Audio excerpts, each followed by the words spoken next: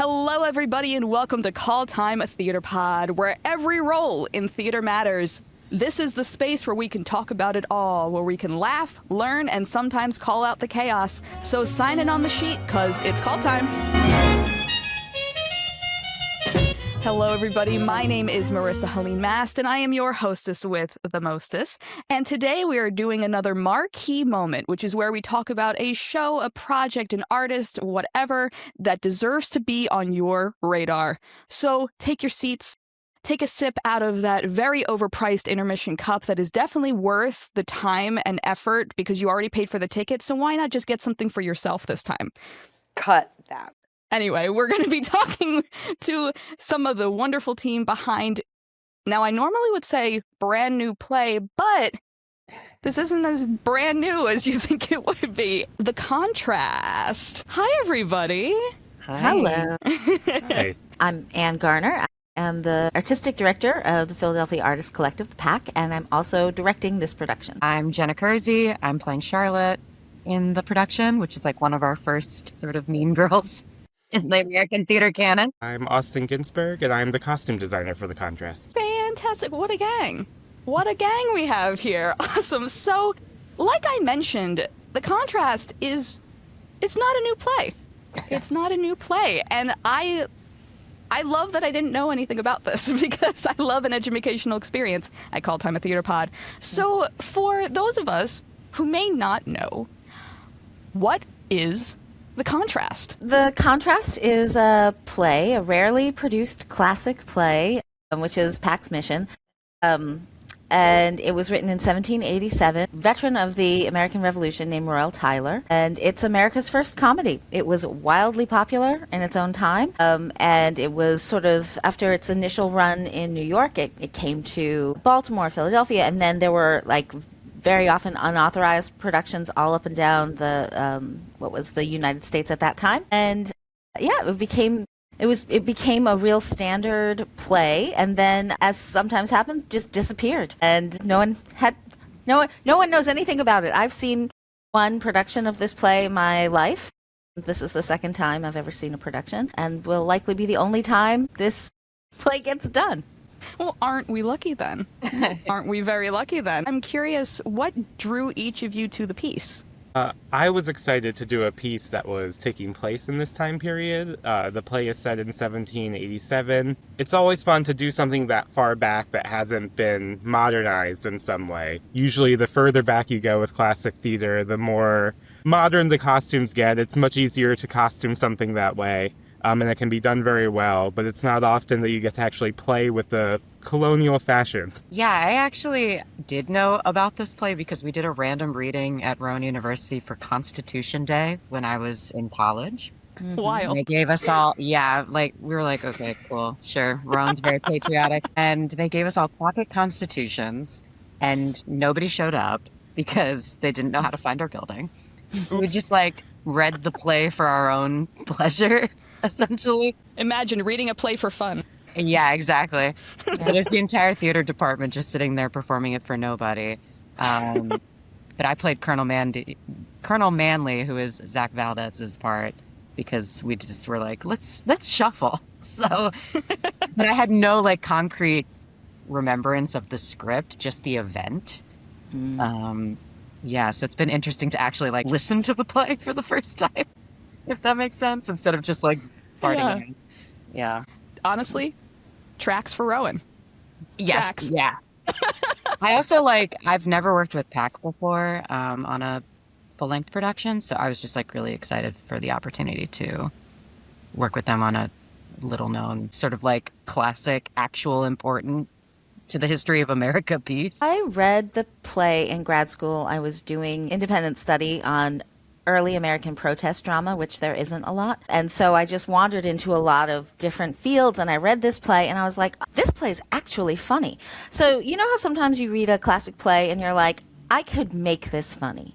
I could make this, we could do this here, and if you deliver the lines like this, they'd be funnier, that kind of thing. But this play, I thought, stood up still. And it also had it was sort of important at the time to even the development of the American theater. One thing that was really interesting about it was it contains this character that became a stock character in American theater and entertainment in general called the stage Yankee. And the stage Yankee was basically like a homespun kind of farmer guy. He speaks his mind, and he doesn't have polish. That's not his thing. He says what's on his mind, and he explodes all these sort of fancy pants people. And that's a really funny trope that has continued. The title character in Our American Cousin is a stage Yankee. And for those who don't know, that's the play that Lincoln was watching when he was assassinated, which is probably the only reason anybody's heard of that play. And then if you ever watched Cheers, like the character of Woody on Cheers is very much sort of the continuation of the stage Yankee. So yeah, for all those reasons, I just thought it deserved a hearing. I love that a lot. Like, just as a theater nerd, as a history nerd, I can appreciate all of this. You were mentioning earlier about how sometimes it's a challenge to make shows like this funny, but you felt that it has held up over time. How has it actually held up over time? Are there jokes that land harder than expected, or just jokes that you wouldn't expect to land with a modern audience? I mean, I think it's so funny to me because I've done like so much Shakespeare, that when people actually hear things and they're like, oh, that's just like somebody said that on the street the other day.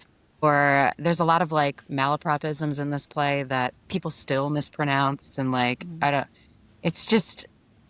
think it's more accessible than people realize, but because it's written in heightened language, they're like, this is scary. But then when you actually like see it in motion, you're like, that is funny.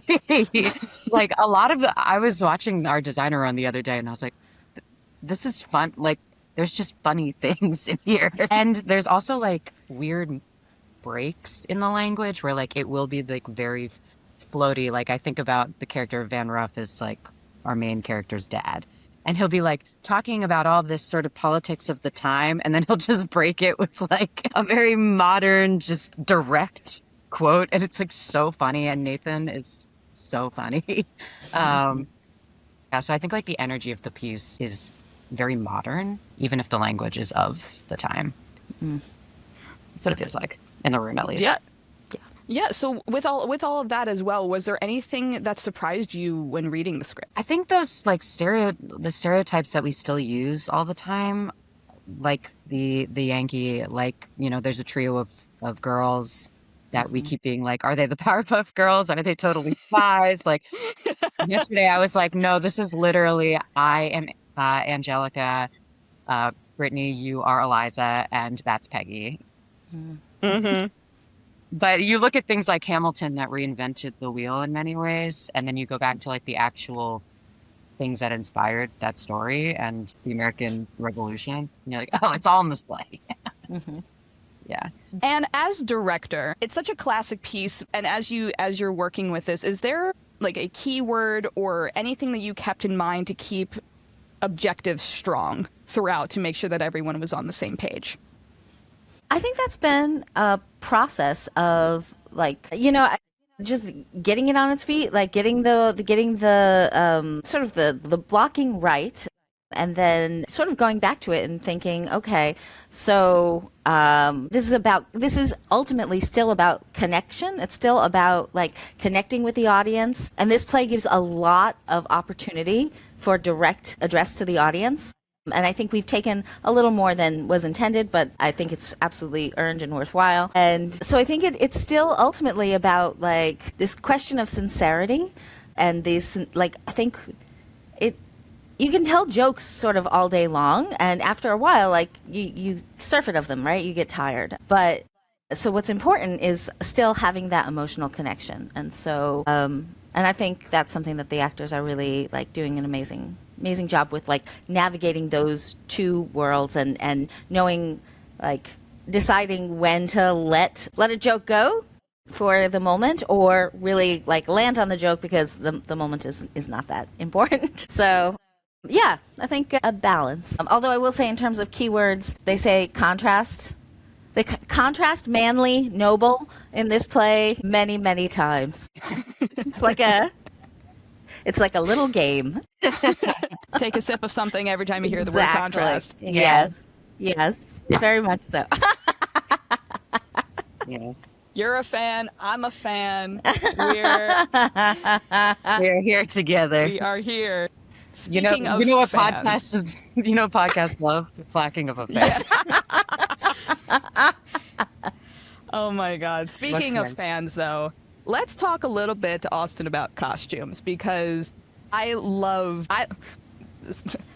a period piece, but like I also really love when shows decide, because you had mentioned you wanted to like not modernize it as much as possible and really keep to the colonial aesthetic.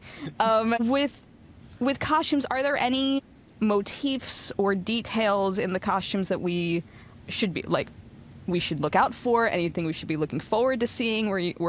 I mean, maybe this is just me because I'm also a costuming nerd. If I see something on stage and I go, oh my God, I can't believe they did that silhouette. I never see that silhouette. That's just me though. So anything like that?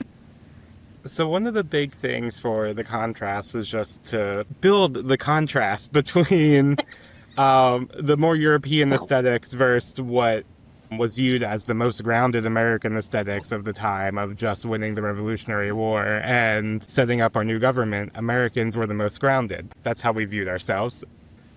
But so we're really playing into the like extremism of some of the more like fancifulness of European fashions. So you have some characters that are done up to the nines. They'll have all of the lace where it needs to be, the big hoop skirt dresses. And then you'll have other characters with cleaner lines, still within the silhouette of the period, but definitely spends a lot less time at her dressmaker's house than the other girls do. Right. Makes sense. Do you have a favorite? My favorite right now has to be our costume for Dimple. It just is very, very extremely European nobility themed. He kind of like, you kind of get to play him around like a clown a little bit. You're supposed to look at him and see that he's really not the height of fashion. He thinks that he is. And so far he's been my favorite to play around with because I think that he's one of the ones you can really take to an extreme and not have it look wrong. His colors are amazing too. It's like an Easter explosion of pastels, you know? Yeah. Oh my God. The first time I saw it, I was like, oh, that's great. I was very excited. Well, yeah, when I'm glad that was color around- worked out. I wanted those colors from the very beginning, and I'm glad that I found them. Yeah. When you passed around the costume renderings the first day, we were all like, nobody does period dress anymore. It's you know, as you're well aware, you run a theater company. It's expensive and like it's a lot of work to build things for people. Mm-hmm. I still think of my friends like in the freaking cosplay community who can't even do correct period pieces because it's so much time and construction. So this is just my way of saying, Austin, thank you for your service. Thank you for doing this for all of us in the theater world. Be an example. We appreciate you. I'm happy to be a part of this. Glad that Anne brought me along. Yeah. So, speaking of contrasts and, I don't know, plot, the show, it gives us kind of an idea of like early American identity, how we establish that versus the British identity. Through this piece, this might sound kind of silly, so we can work through this as we need to. Through this piece, is there something that you have identified that you're like, oh my gosh, I'm so glad we didn't keep this kind of ideal, but also is there anything that you kind of wish we had kept around? It's so funny because I think that so much of it is so like real for what we're dealing with today of like patriotism and like, is it, I think Colonel Manley has this line, I'm going to completely butcher it because I'm just listening and I didn't memorize it, but he's just kind of like, yes, you know, I love my country even though it has its problems, but I'm here to like defend it while you kind of talk trash on it. Mr. Dimple from, you know, you think you're so high and fancy, but you're the same as the rest of us, essentially. And I just think that's so interesting. And from the first read, I was like, that's like so of a time now where like, you know, we're going through a lot of tough stuff as a nation.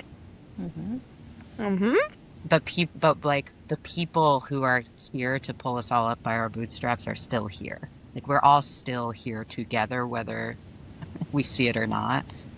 I always think that's interesting. I don't know if that's something that we've let go.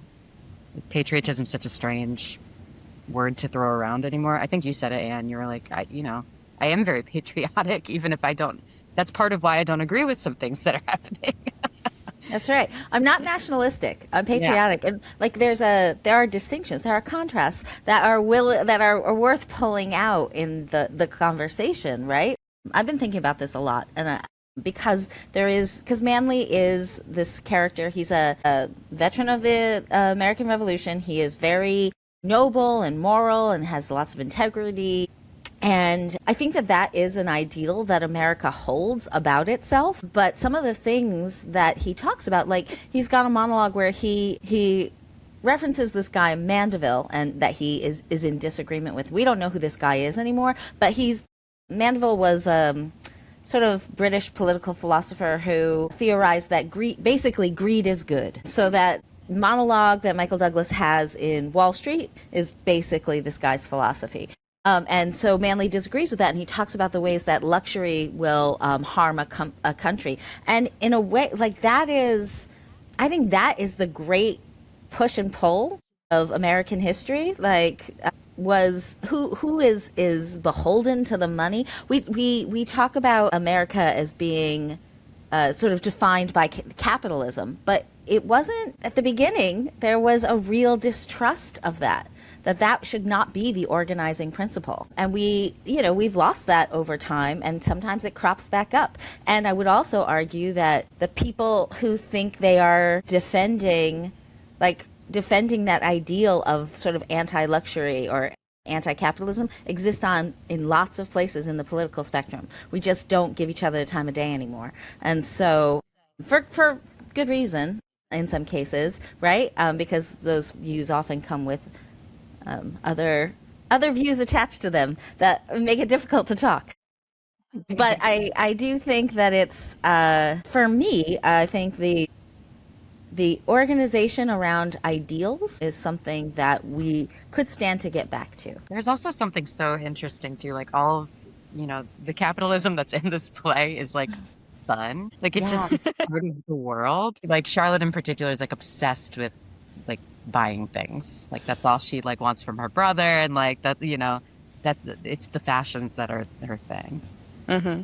But it's not hurtful. It's like playful in a way that like now I kind of wish we had that a little bit, because now it's like buy, sell. Whereas then it was like, I get to browse a little bit more. Yeah. Just go.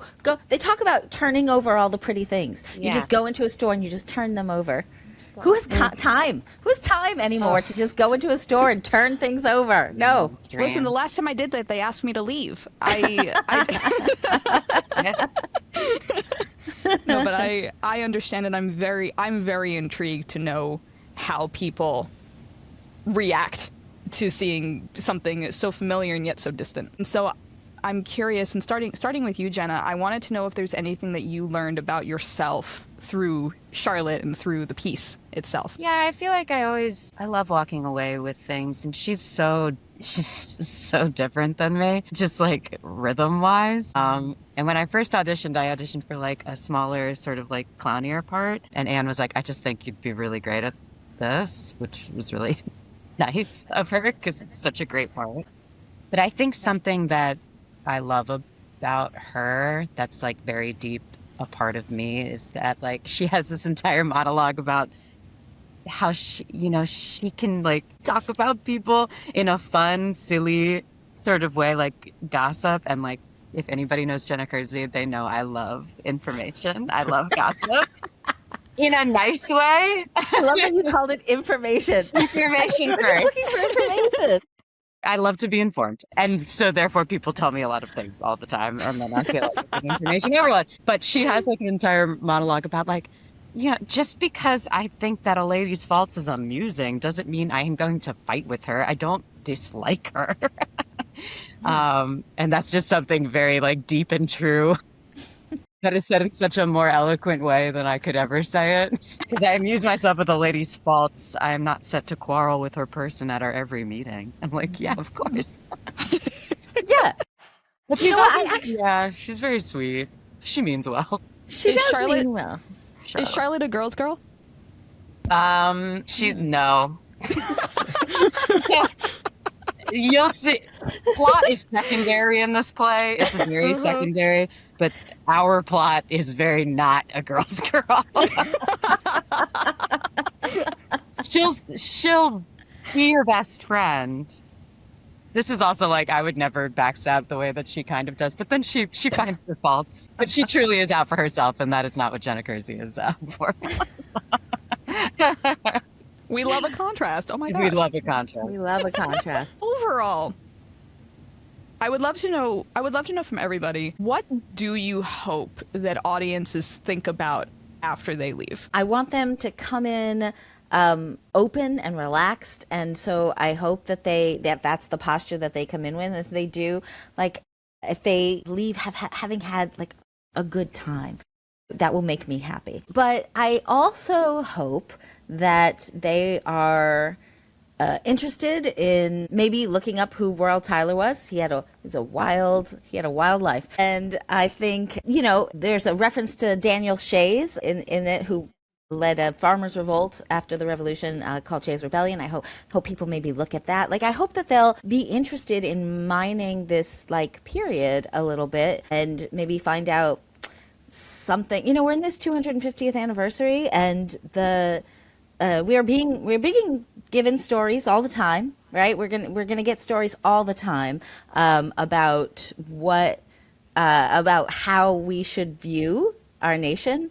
And I think this play gives you the opportunity to like just have direct access to what the people who actually lived at that time period thought, or what they were thinking and valuing. And I hope that something surprises people and they want to like look into it further. I'm the kind of person who loves continuous research on things. I grew up in a theater household. My dad's a librarian, so I'm just kind of like, ooh, yes, let's do as much research as possible. So I hope I'm looking forward to seeing other people get inspired by that as well. Yeah, and what you just said too, it's like we so frequently, think about, 1776 is being produced by the city of Philadelphia and the Walnut Street Theater right now. But like, that is a comment on the time. This is actually the time. Yeah. Like, that's a fan fiction. That's right. Ooh, I love really that right. take. Okay, yeah. Hamilton's fan fiction. Bloody Bloody Andrew Jackson is fan fiction. These are reinventions of, I love that musical, but Me too. they're like reinventions of the idea of what America was, when this is like actually a relic of the time. When times are really, really hard and scary, oftentimes we look to art to like disappear a little bit. And yeah, we can walk out and like learn things, but the things that I've been appreciating recently is like just sitting down in a dark space with other bodies and just either laughing or enjoying, or just like being able to relax and breathe because walking outside is hard sometimes.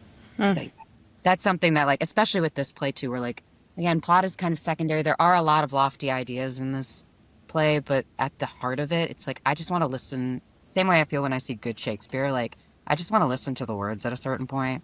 I don't need to see like your Shakespeare like I've never seen before. I just want to sit here and like have it wash over me. I saw Pirates of the Caribbean yesterday, and just sitting I like started to cry at the end of it at the film center, and I was like, oh my God, movies are back. And I'm like, made in 2001. Yeah, but like A classic. A classic. Yes. It was actually very similar to The Contrast, same time period. Yep. Yeah. If you like Pirates of the Caribbean, you'll love The Contrast. They're not that dissimilar. I was like, oh yeah, this is great. No, Johnny we got Depp dressed.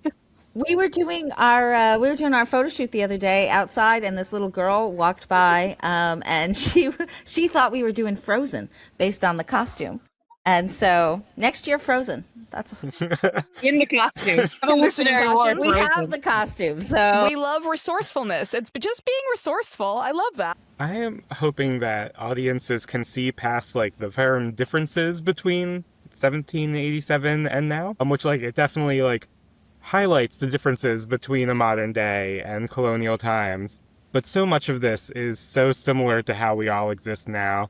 Like, I feel like the first scene of this play you've seen in countless movies and TV shows and other plays and musicals over the years. Just replace whatever period piece of clothing they're talking about with the newest fad of the time.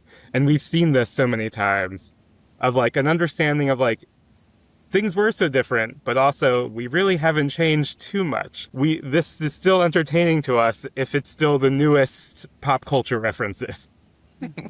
I am very excited to come see the show. I am thoroughly intrigued. I'm fascinated.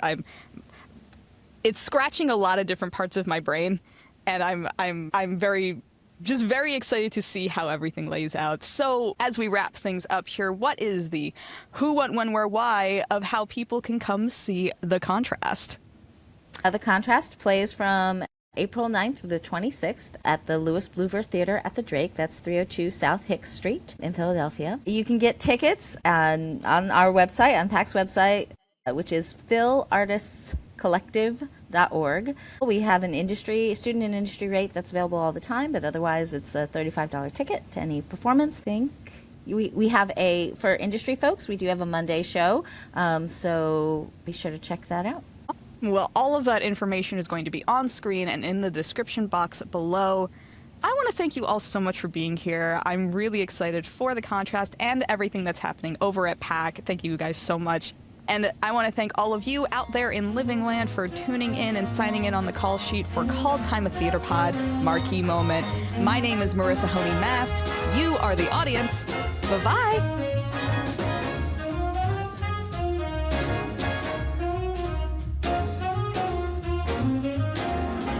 This podcast was made possible through the support of viewers like you. Thank you.